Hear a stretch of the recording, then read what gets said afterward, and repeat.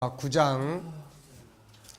자, 이제 우리가 2장을 통해서 이 5가지의 성품 가운데 현실 속에서 우리가 꼭 사용해야 될 그 언어들에 대해서 우리가 이제 이야기를 했어요. 11가지. 자, 다시 한번 하겠습니다. 첫째, 둘째, 세 번째, 네 번째, 다섯 번째, 상대방의 관심거리를 이제 이야기하는 거예요. 그러니까 관심을 갖는데 인정해주고 관심을 갖는데 여기서 중요한 거는 상대방의 관심거리를 이제 이야기를 하는 거죠. 그래서 상대방의 좋은 점을 이야기를 하고, 그래서 상대방이 이야기 끝나고 나서 자기가 자존감이 높아질 수 있도록 만들어주는. 그 다음에 6번째는 3가지. 미안합니다. 감사합니다. 그래서 제가 있잖아요. 그 다음에 7번째. 첫째는 appreciation, 그 다음에 ask, 그 다음에 affection, 그 다음에 attention, 그 다음에 offer. 5개. 그 다음에 이제 8번째, 기쁨을 주는 말. 그 다음에 9번째가 기쁨을 주는 말. 8번째가 부드러운 말, 친절한 말. 그 다음에 10번째가 질문의 능력을 키운다. 그 다음에 11번째가 하나님의 말씀을 입에다 둔다. 그러니까 막 말하지 말고 11가지를 생각해 가면서 말을 해라. 내가 하는 말이 지금 친절한 말인지, 내가 하는 말이 지금 상대방의 자존감을 높여주고 있는 건지, 이런 것들을 좀 생각하면서 이야기를 하면 되죠. 생각 주머니로 해서 만들 수 있을까요? 생각은 이 안에 들어있으니까 그걸 이제 활용을 하시면 돼요. 자, 그 다음에 9장. 성경이 보여주는 언어의 다양한 성격. 이제 언어의 다양성이에요. 언어는 다양하다. 그러니까 선택이 가능하다. 한 가지만 있으면은 그냥 그 말밖에 할 수가 없는데 다양해. 선택이 가능해. 이런 말 할 수 있고 저런 말 할 수 있고. 자, 성경은 언어의 책이다. 처음에 세상이 창조될 때도 말을 통해서 이루어졌고, 이후의 모든 관계, 곧 하나님과의 사람과 사람, 사람과 환경과의 관계에서도 항상 언어가 중간 역할을 하고 있다. 이제 성경이 보여주는 언어의 다양한 성격은 뭔지 살펴보자. 언어는 크게 긍정적 언어와 부정적 언어로 나뉜다. 창세기 1장 27절을 기반으로 나오는 언어는 긍정적 언어되고, 창세기 3장을 배경으로 나오는 언어는 부정적 언어가 나온다. 그런데 우리의 삶에는 긍정의 언어보다 부정적 언어가 더 많다. 그쪽이 더 많이 훈련되고 습관화되었기 때문이다. 앞에서 우리가 이거 살펴본 건데요. 다시 한번 참고해 보면은, 자, 부정적 언어, 긍정적 언어가 1051개인 반면에 부정적 단어는 2086단어. 거의 2배에 가까운 수치다. 그러니까 생각도 3분의 2가 부정적 생각. 그러니까는 생각, 언어가 부정적인 게 훨씬 더 많아요. 그만큼 창세기 3장이 강화되어 있는 것이 바로 우리들의 인생이에요, 이게. 그러니까 이제 이거는 훈련을 따로 안 해도 저절로 잘 나와요. 그만큼 익숙하게 이거는 삶 속에서 늘상 교육이 돼 있기 때문에 이게. 근데 이쪽 걸 이제 해야 되는데 이거는 훈련을 안 하면은 이건 몰라요. 그래서 이거는 교육하고 훈련하고 해야 돼요. 그래서 항상 중요한 게 나의 본래 모습은 창세기 1장 27절이다. 항상 이걸 인정해야 돼요. 항상 인식해야 됩니다. 그래서 지금 우리가 살아가고 있는 것의 대부분은 창세기 3장에서부터 시작이 된 거예요. 그러니까 나는 바울 사도가 로마서 7장에서 이야기하는 것처럼 참 나는 창세기 1장 27절에 나다. 네, 참 나다. 그래서 창세기 1장 27절을 그러면 살아가기 위해서 어떻게 이제 해야 될 것인가. 그래서 이제 그 인식, 그 다음에 하나는 나를 바꿔야 되겠다. 네, 이 의지가 필요한 거예요. 나를 바꿔야 되겠다. 네, 나를 바꿔야 되겠다고 하는 의지를 가질 때 지금은 뭘 하고 있냐면 방법을 가르치고 있는 거예요, 지금. 근데 그거에 대한 것이 아니면은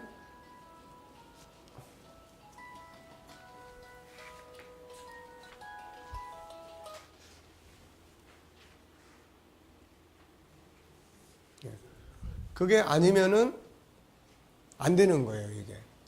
그래서 심리 치료도 마찬가지고 어떤 삶의 변화도 마찬가지고 의지가 하고자 하는 바꾸고자 하는 의지가 없으면은 안 되는 거예요, 이게. 그래서 변화를 시도하고자 하는 의지, 네, 그런 것들이 이제 필요하다.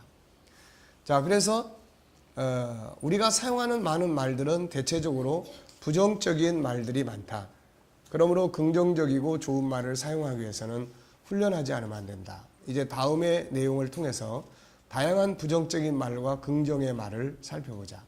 본장에서는 전체적인 내용을 살펴보고 다음 장에서는 주제 중심으로 다양한 언어 세계를 살펴보기로 하자.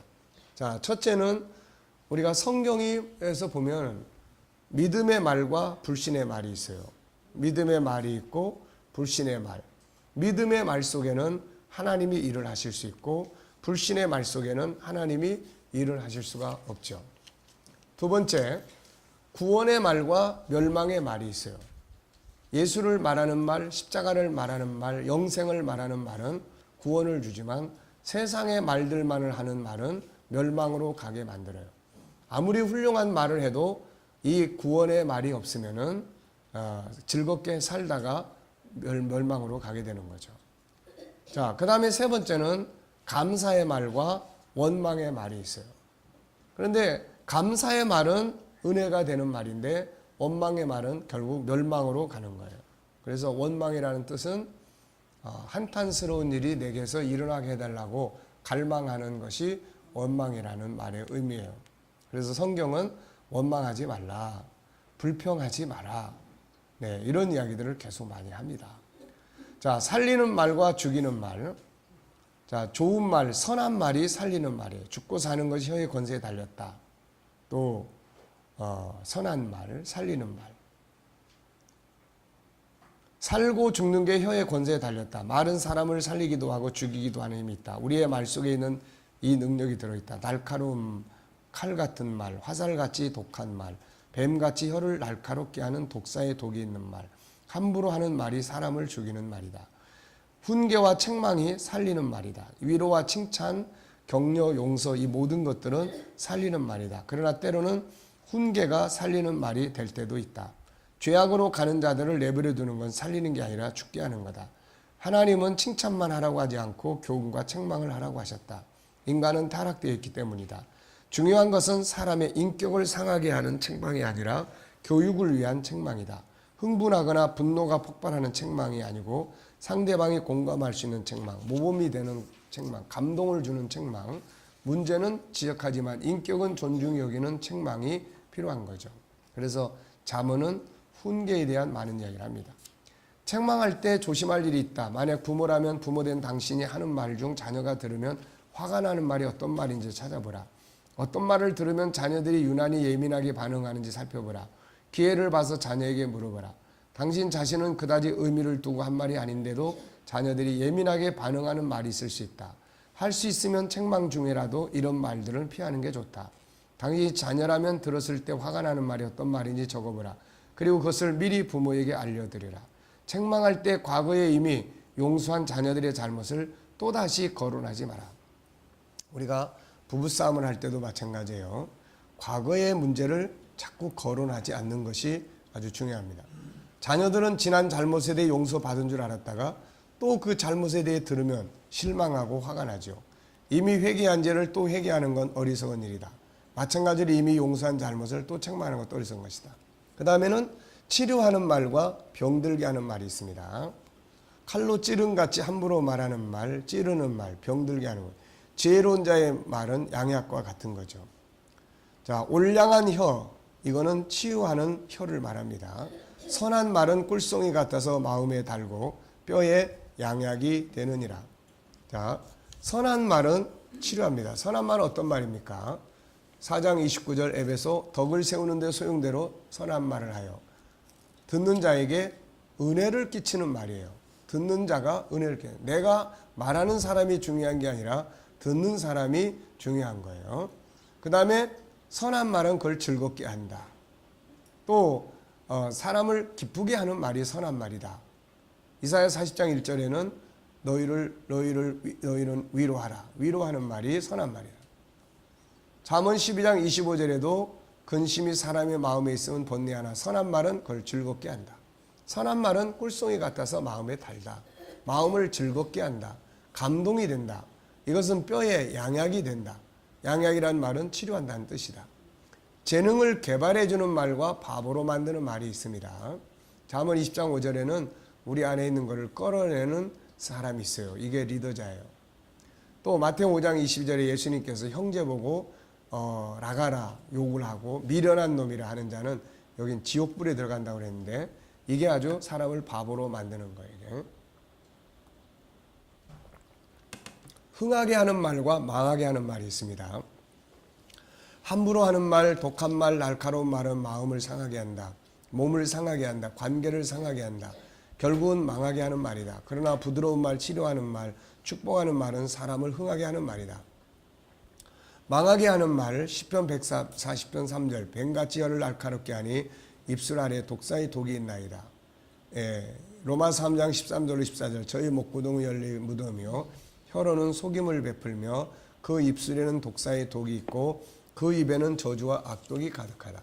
흥하게 하는 말, 베드로는 3장 10절 그러므로 생명을 사랑하고 좋은 날 보기를 원하는 자는 혀를 금하여 악한 말을 그치며 그 입술로 거짓을 말하지 말고, 이런 사람들은 좋은 날을 볼 수가 있는 거죠. 11절 악에서 떠나 선을 행하고 화평을 구하며 그를 따르라. 화평을 구하는 말. 시편 34편 12절 생명을 사모하고 연수를 사랑하여 복받기를 원하는 사람이 누구냐. 내 혀를 악에서 금하며 내 입술을 거짓말해서 금할지어다. 잠언 11장 9절 사특한 자는 입으로 이웃을 망하게 한다. 10장 10절 입이 미련한 자는 패망한다. 미련한 자의 입은 멸망이 되고 입술은 그의 영혼의 그물이 된다. 거짓 증인은 벌을 면치 못할 것이요 거짓말을 내는 자는 망할 것이니라. 성읍은 정직한 자의 축원을 인하여 진흥하고 악한 자의 입을 인하여 무너진다. 그러니까 정직한 말, 또 진실한 말, 선한 말, 이런 것들은 다 사람을 흥하게 하는 말들이에요. 말은 사람, 가정을, 인생을 흥하게도 하고 망하게도 한다. 자, 축복하는 말과 저주하는 말. 하나님은 우리에게 복을 비는 말을 하라고 하셨다. 너희를 핍박하는 자를 축복하라. 축복하고 저주하지 말라. 축복이란 한문으로 하면 빌축자의 볼복자다. 복을 빌다, 그런 의미다. 복을 갖고 있는 하나님께 아무에게 복을 달라고 복을 주시라고 비는 것이 축복이다. 그래서 우리가 하나님 앞에 축복해 주세요라는 말은 언어상으로는 안 맞는 말이라고 합니다. 그래서 하나님은 복을 주시는 분이기 때문에 복을 주시옵소서 이렇게 해야 된다는 거죠. 축복은 내가 다른 사람한테 하나님이 당신에게 복을 주시기를 축원하는 거예요. 이렇게. 자, 빌어주는 거죠. 민수기 6장 22절 27절에는 이제 하나님께서 이제 이 아론에게 이렇게 축복하라. 내가 그들에게 복을 주겠다.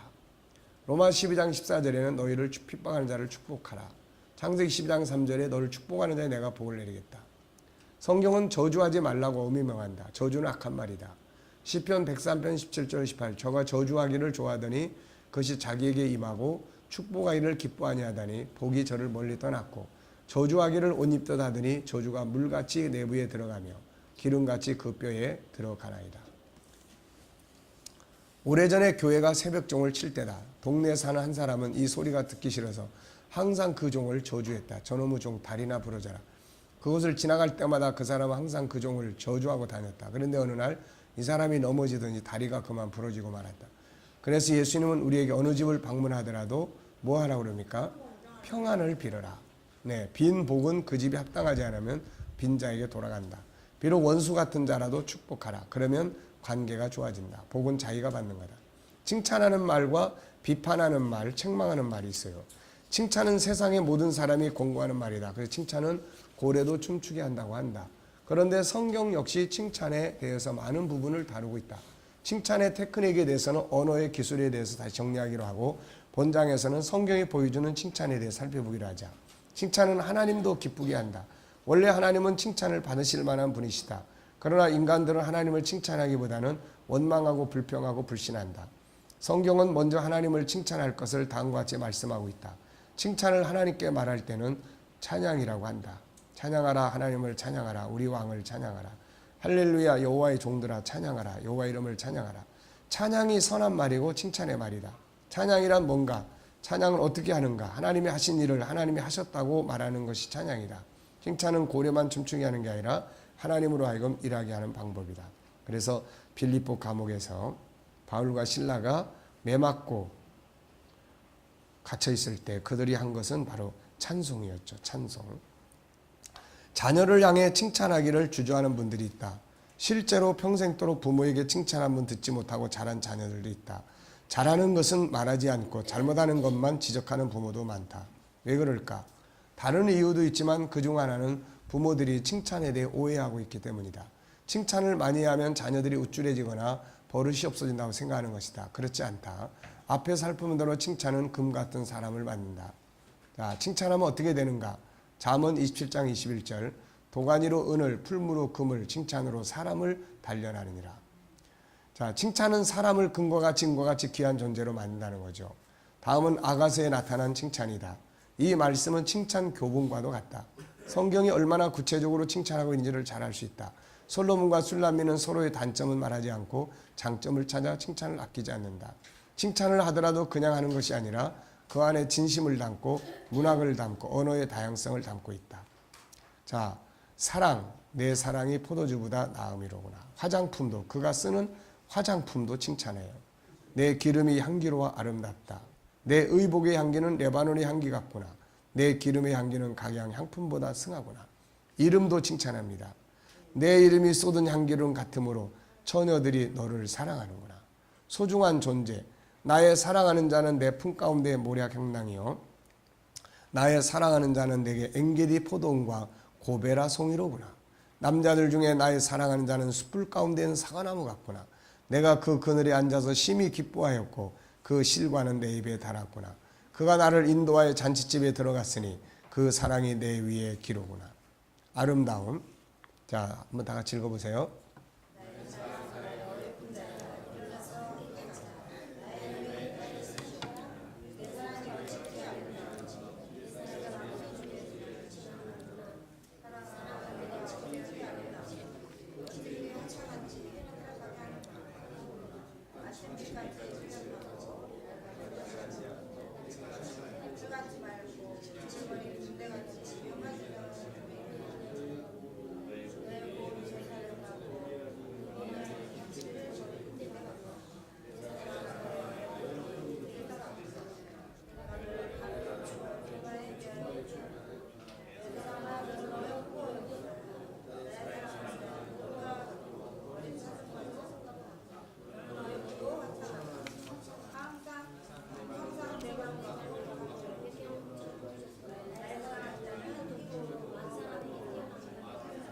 네, 참 우리는 뭔 말인지도 모르는 내용도 그렇게 참 문학적인. 그러니까 솔로몬이 술람미를 좋아했던 이유는 바로 이 문학적인 소통이에요. 이게 만약에 솔로몬이 멋지게 한 말씀 했는데 술람미가 전하 그게 무슨 뜻이옵니까?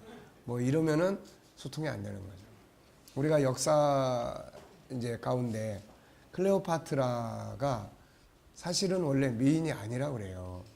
네, 미인이 아닌데 이 사람이 아주 탁월한 게 뭐냐면은 당시에 헬라의 철학이라든지 아주 인문학에 탁월한 가치를 그런 재주를 가졌다고 합니다. 그래가지고 그 시저가 이제 이 사람을 만났을 때 푹 빠질 수 있었던 것은 당시에 이 시저나 사회 지도자들은 이제 주로 뭐 합니까? 이제 뭐 시를 낭송한다든지 네로의 그런 걸 보면은 주로 뭐 시를 낭송한다든지 그러니까 문학을 말한다든지 이런데 이제 빠져 있는 거죠. 그러니까 이게 좀 잘생기진 못한 여자인데 딱 만나서 이렇게 대화를 나눠보고 하니까 이게 대화가 통하는 여자예요. 이게 그래가지고 그렇게 사랑에 폭 빠졌다.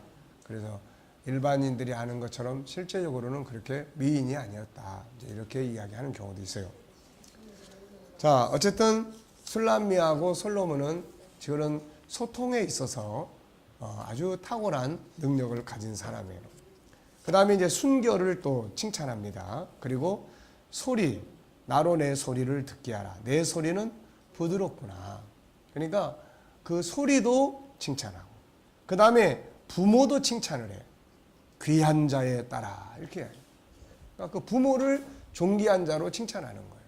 네, 우리도 부모를 욕을 하면은 되게 기분 나쁘죠. 그러니까 부모를 존귀한 자로. 그는 그 낳은 자의 귀중히 여기는 자로구나. 복된 자.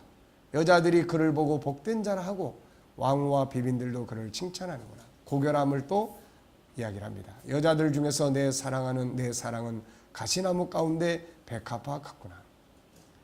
흠이 없는 거. 나의 사랑 너는 순전히 예뻐서 아무 흠이 없구나.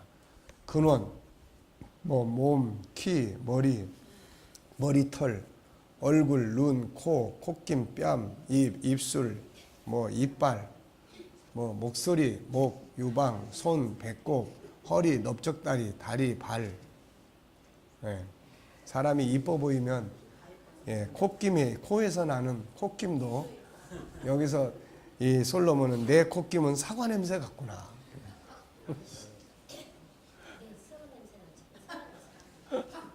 네. 그러니까 이제 별로 관심이 없는 사람은 이제 썩은 냄새가 날 수도 있고 그렇죠. 근데 그러니까 그가 속한 모든 것을 좋은 점을 볼 줄 아는 거죠. 물론 이게 평생 갔는지 어쩐지 모르겠지만은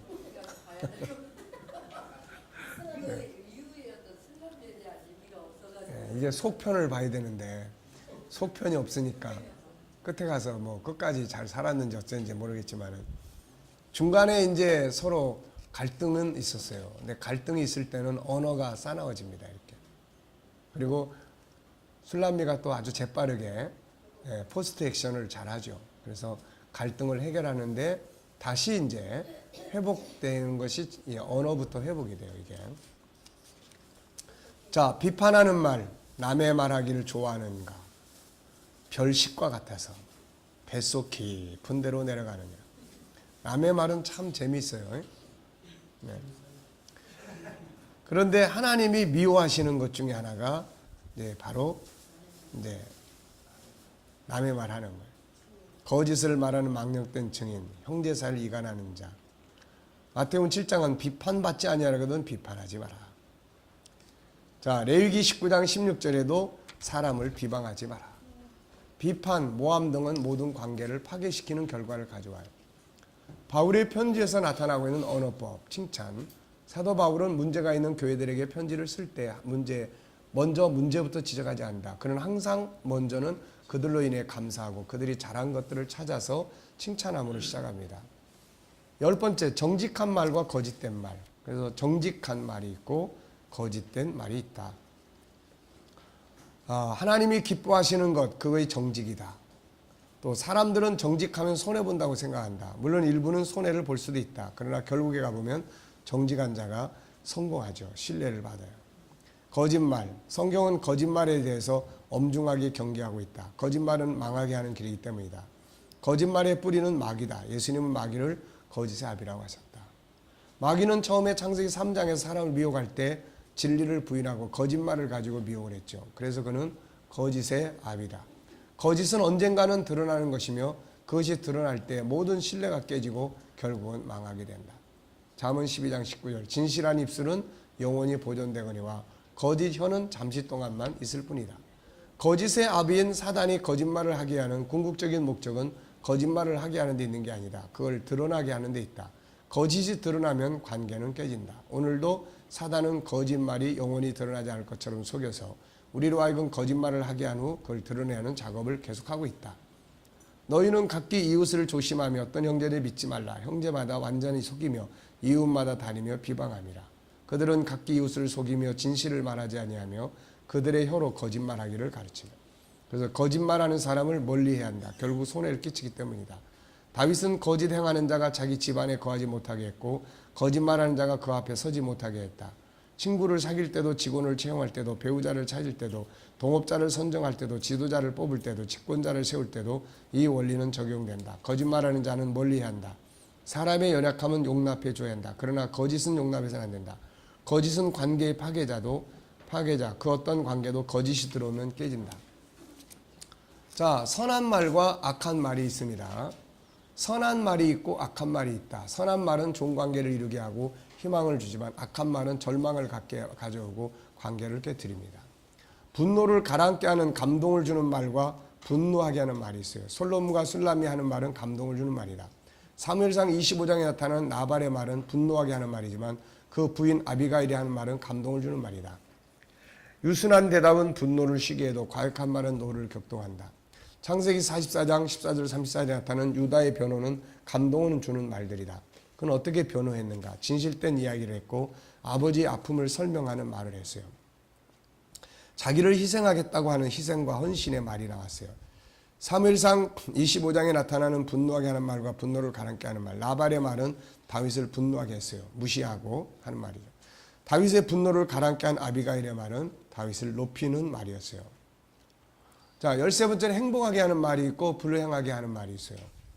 사람은 입에서 나오는 열매로 배가 부르게 되나니 입술에서 나는 것으로 만족하게 되느니라.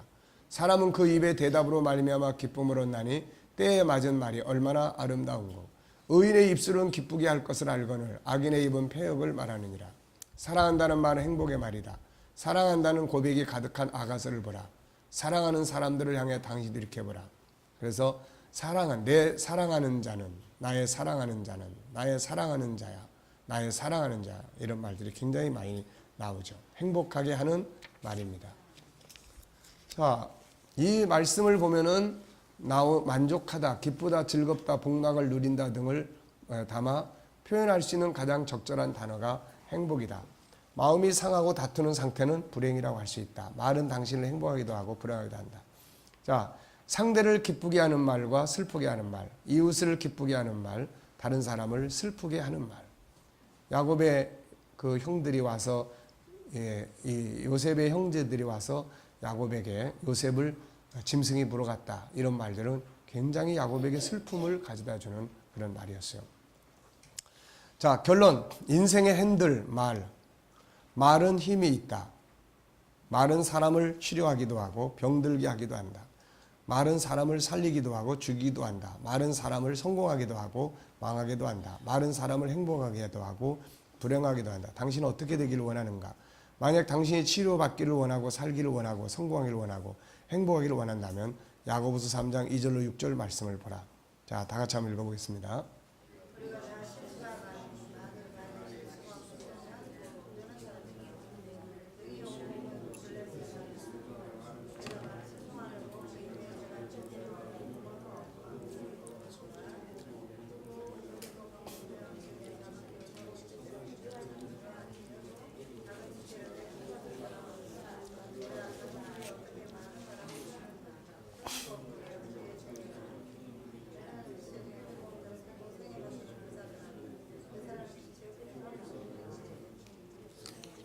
말에게 물리는 제갈, 배의 키, 자동차의 핸들, 비행기의 조종칸들은 모양은 다르지만 같은 역할을 한다. 사람의 몸에서 제갈, 키, 핸들, 조종간의 역할을 하는 건 뭘까? 놀랍게도 인생의 핸들은 말이다. 말하는 대로 인생은 돌아간다. 오른쪽이라고 말하면 인생은 오른쪽으로 돌아가고 직진이라고 말하면 인생은 앞을 향해 나간다. 사람은 자신이 던진 말을 따라간다. 말을 앞세우고 그 뒤를 따라가는 것이 인생이다. 말로 사람이 더럽게 된다는 것은 더러운 말을 하면 당신의 몸이 그 말을 따라 더러운 곳으로 가게 된다는 의미다. 더러운 말은 단순히 듣는 사람들을 불편하게 하는 것으로만 끝나는 게 아니라 말하는 자신에게도 이런 치명적인 영향을 준다. 더러운 사람이 되는 거죠. 평소에 자주 하는 말들을 생각해보라. 그리고 자신의 인생을 한번 살펴보라. 자주 하고 있는 말과 당신의 인생이 일치함을 발견할 것이다. 당신의 오늘은 어제 당신이 한 말의 열매다. 또한 오늘 당신이 하고 있는 말을 보면 당신의 내일을 알 수 있다. 당신은 당신의 인생이 어떤 쪽으로 흐르기를 원하는가? 좋은 날 보기를 원하는가? 그렇다면 그쪽으로 키를 돌려라. 핸들을 돌려라. 키를 돌리면 당신은 좋은 날을 보게 될 것이다. 인생의 키는 말이다. 인생의 핸들은 당신의 말이다. 언어의 폭은 넓다. 이 중 어떤 언어를 사용해서 선택해서 사용하는가는 우리 각자의 선택이며 그 선택은 살리고 죽이는 결과를 가져오게 된다. 언어 선택의 능력을 가져야 할 이유다. 자, 중요한 말이죠. 자, 우리 인생의 핸들이 뭐라고요? 네, 말이에요. 그래서 그 사람의 말을 들어보면은 그 사람의 이제 가는 길, 상황을 이제 알게 되는 거죠. 그리고 말을 들어보면 인간관계 이런 것들을 다 예측할 수가 있어요. 그래서 심리 치료를 할 때도 그 사람이 하는 언어를 말을 많이 이제 들어보고 또 분석하게 하고 또 이제 적어오고 이제 이런 것들을 하죠. 이렇게. 자, 복습각입니다. 언어의 기준은 뭐예요? 예, 5가지 하나님의 성품입니다. 이거 계속 나오는 거니까 언어의 기준은 그것이 밖으로 나와야 돼요. 유일성의 3가지, 인격성의 3기능, 거룩성의 또 3기능, 그 다음에 사랑성의 2기능, 그 다음에 영원성의 여러 가지 기능들, 이런 것들이 나와야죠. 본장에서 소개하는 성경이 보여주는 언어의 다양성은 여기서는 총 14가지를 소개했어요. 자, 어떤 말들이 있습니까? 믿음의 말과 불신의 말, 그 다음에 구원의 말과 멸망의 말, 그 다음에 감사의 말과 원망의 말, 그 다음에 살리는 말과 죽이는 말, 그 다음에 치료하는 말과 병들게 하는 말, 그 다음에 재능을 개발해 주는 말과 바보로 만드는 말, 그 다음에 흥하게 하는 말과 망하게 하는 말, 그 다음에 축복하는 말과 저주하는 말, 그 다음에 칭찬한 말과 비판하는 말, 네, 그 다음에는 정직한 말과 거짓된 말, 그 다음에는 선한 말과 악한 말, 그 다음에는 네, 분노를 가라앉게 하는 감동을 주는 말과 분노하게 하는 말, 그 다음에 행복하게 하는 말과 불행하게 하는 말, 그 다음에 상대를 기쁘게 하는 말과 슬프게 하는 말. 네, 결론은 인생의 핸들은 말이다. 그리고 언어는 선택할 수 있다. 네, 이 말을 할 것인지 저 말을 할 것인지 그거는 우리 자신이 선택을 할 수가 있는 그런 부분이에요. 네. 자, 팁을 다시 한번 보기 바랍니다. 158페이지. 말의 중요성 인식, 셀프 치료와 감정 조절하기, 이런 게 이제 이루어져야만 좋은 말을 할 수가 있어요. 언어 선택과 편집하기, 네. 그 다음에 언어 디자인에서 사용하기, 좀 다듬을 하는 거죠. 다듬을 하는 거죠. 왜 이렇게 했어? 이것보다는 어떻게 해서 이런 일이 생긴 거야? 좀 다듬으면 훨씬 상처를 안 주고도 잘못을 뉘우치게 할 수 있고 하는 거예요. 자, 그 다음에 언어 디자인, 그래서 그 다음에 경청과 공감 능력 키우기, 마술 언어 많이 사용하기, 미안합니다, 감사합니다, 그래서 제가 있는 것입니다. 그 다음에 장점 찾아서 말하기, 5가지 성품 개발해주는 말 사용하기. 요게 이제 많이 있지만 그 다음에 11가지로 이제 우리가 활용을 하는 거죠. 좋은 질문 개발 사용하기, 감동적으로 훈계하기. 잘못된 걸 지적을 하지만 감동적으로 훈계하기. 네. 우리가 나중에 이제 언어 기술에서 아이용법 같은 것도 이야기를 합니다만은 결국 아이용법 같은 게 뭐예요? 감동적으로 이제 이야기하는 거예요. 상대방의 문제를 당신 맨날 왜 그래? 너는 도대체 왜 이래? 근데 이런 게 아니고 그걸 통해서 내 마음이 너무 아프다. 뭐 이런 거예요. 나를 중심한 내 상황을 중심으로 이야기하는 거예요. 내가 그 때문에 너무 마음이 아프고 때로는 울기도 하고 그러면 이제 자기를 중심으로 해서 상대방이 보고 느끼게 만드는 거예요. 이게 상대방이. 그래서 이제 그런 부분들이에요. 그 다음에 항상 사용해야 될 중요 내용 11가지. 아름다운 인사하기, 경청 잘하기, 장점 칭찬하기, 긍정의 후원자되기, 관심과 인정, 마술의 말 사용하기, 5가지 훈련하기. 첫째, 감사. 두 번째, 질문. 세 번째, 애정. 네 번째, 관심 인정하기. 그 다음에 5번째, 폼이 인정하기, 긍정. 다시 주의. 네, 상대방의 느낌이나 관심이나 이런 걸 주의하고. 네. 자, 그 다음에 친절한 말 사용하기. 그 다음에 웃음의 말, 기쁨의 말 사용하기. 그래서 이런 걸 하려면 좋은 일을 찾아서 축하해주고 이런 것들이 이제 해당되죠. 질문 능력 키우기. 하나님의 말씀을 입에다 담고 말하기. 네. 우리가 기도를 할 때도 말씀을 많이 암송해서 기도의 언약의 말씀을 아뢰고 기도하는 것은 굉장히 좋은 거예요, 이게. 네. 자, 어떻습니까? 지금 이 언어 교실을 우리가 지금 쭉 진행을 하고 있는데 그동안은 우리가 늘 이제 사명 복음 이제 이렇게 우리가 달려왔는데 이제 이런 언어에 대한 부분들을 들으면서 어떤 느낌을 받으시나요?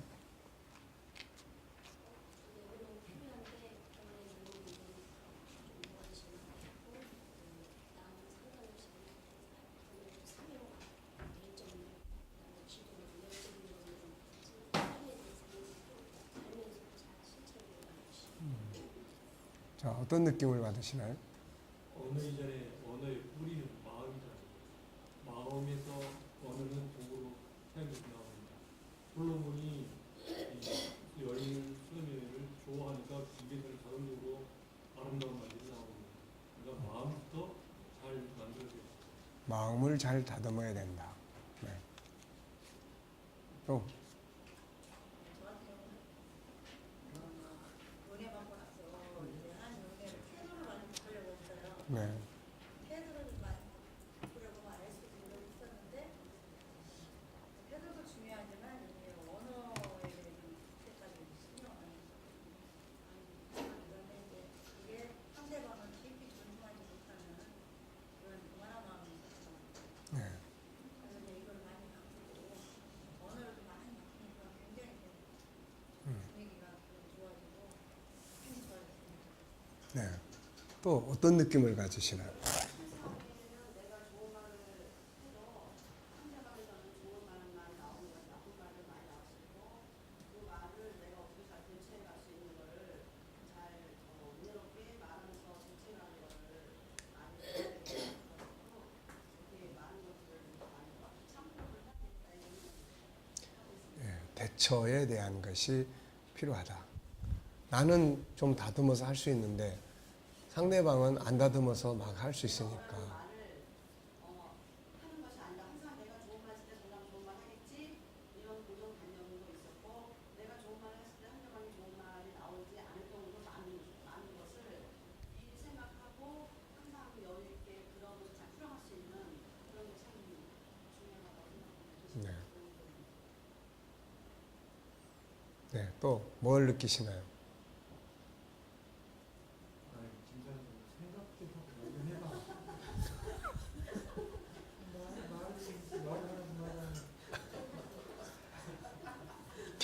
김상순 목사님 옆에는 송 목사님 꼭 계셔야 될 것 같아요. 말 좀 해봐요.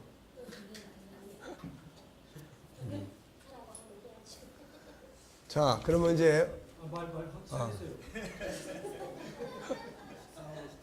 빨리.